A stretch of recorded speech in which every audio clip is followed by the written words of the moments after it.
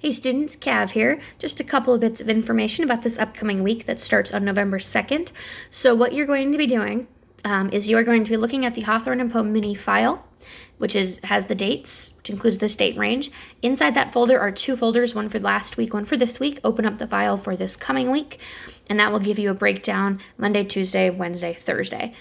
If you are in the if you are on the AB schedule, I need you to listen as I tell you what to do. That'll be a bit more complicated for you guys. Remote students and quarantine students, just follow the breakdown. Okay?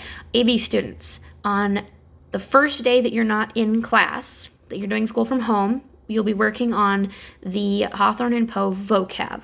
Okay? It says assessment. It's really more of an interactive worksheet. There will be an assessment portion. You can definitely use your book. It's going to be fine. Like, you can use the internet. Use any tools you can. It's more important to me that you understand these vocab words. And as you're reading, think, oh, I remember this in the context of where it was in the story. Okay? So these are all words from the Hawthorne and Poe stories that we've read. Okay, remote and quarantine students, you'll be doing that on Thursday.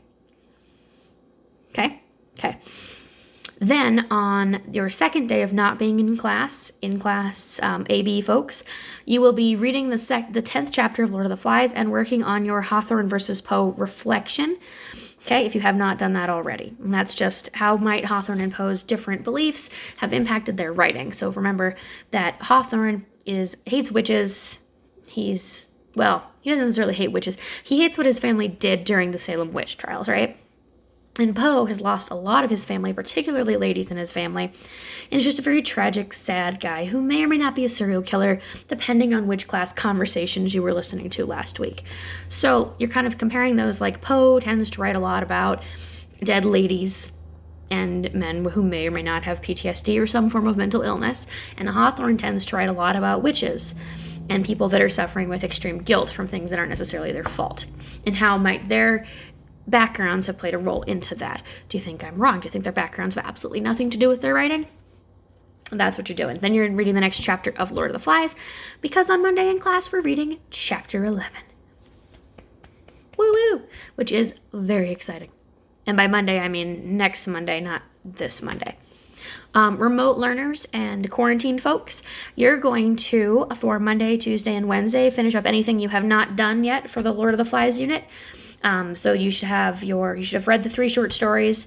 The vocab is Thursday. You're writing a brief little reflection on Hawthorne and Poe and their lives, how that impacted their work, and a brief reflection comparing Poe's 2 stories, Black Cat and The Telltale Heart, or The Black Cat and The Fall of the House of Usher, or The Telltale Heart and The Fall of the House of Usher, whichever one I told you to do last week, because I don't remember. Either way, I'm sure it was a wonderful and brilliant piece of work. So those are the things that you're doing this week, and finishing up chapter 10 of Lord of the Flies. Keep plugging away with that discussion board. If you are one of the remote folks who has not been reading Lord of the Flies because you've been working on your workbook, make sure you're checking in with me. I'll be reaching out to check in with you guys during this week, and just make sure that you're just plugging away on that so that I know that you're still doing stuff, so I can give you a grade. So thank you so much for being awesome. Have a wonderful day. If you have any questions, please send me an email, reach out on Schoology, and I will answer your question to the best of my ability. So, yeah. Thanks for being awesome, and I look forward to seeing most of you tomorrow. Well, half of you. You know what I mean. All right. Have a great day, Badgers. Cav out.